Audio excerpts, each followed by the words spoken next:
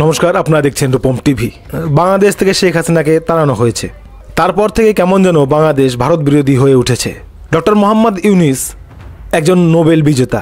সেই নোবেল বিজেতা ডক্টর ইউনূস বাংলাদেশকে এমনভাবে চালাচ্ছেন, মনে হচ্ছে যেন একটা সন্ত্রাসী সরকার চলছে।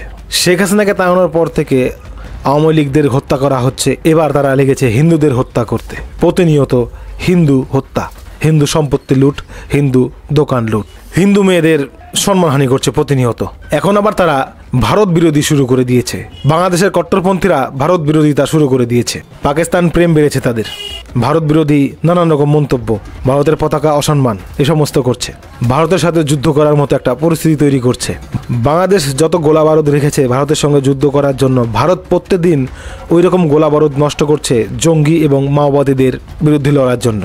মোহাম্মদ ইউনূসের মন্ত্রীরাও বা যারা সমন্বয়ক রয়েছে তারাও কেমন যেন ভারত বিরোধী কথা বলছে, ভারতের সঙ্গে টেক্কা দেওয়ার কথা বলছে। বাংলাদেশের যে সমস্ত কট্টরপন্থী মৌলবাদী রয়েছে তারাও যুদ্ধের কথা বলছে। একটা যুদ্ধ পরিবেশ। হয়তো পাকিস্তান এবং চীনের কাছ থেকে কিছু অস্ত্রপাতি আনবে, কিন্তু বাংলাদেশ জানে না 10 মিনিটের মধ্যে বাংলাদেশ খতম হয়ে যাবে। বাংলাদেশের যে সমস্ত জনগণ রয়েছে কট্টরপন্থীরা, সাহস নেই। কট্টরপন্থীদের কাছে তেমন সাহস থাকে না, দেশপ্রেম থাকে না। দেশপ্রেম ছিল মুক্তিযোদ্ধাদের, তাদের তো নিষ্ক্রিয় করে রেখেছে বাংলাদেশের ইউনূসরা।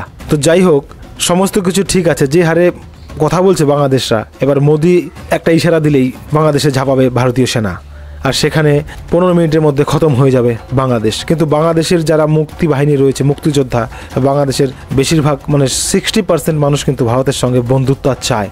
সেই দিকে মাথায় রেখেই মোদি এখনও যুদ্ধের পারমিশন দেয়নি ভারতীয় সেনাদের, যার জন্যই বড় বড় কথা বললেও বাংলাদেশকে শিক্ষা দিচ্ছে না ভারত।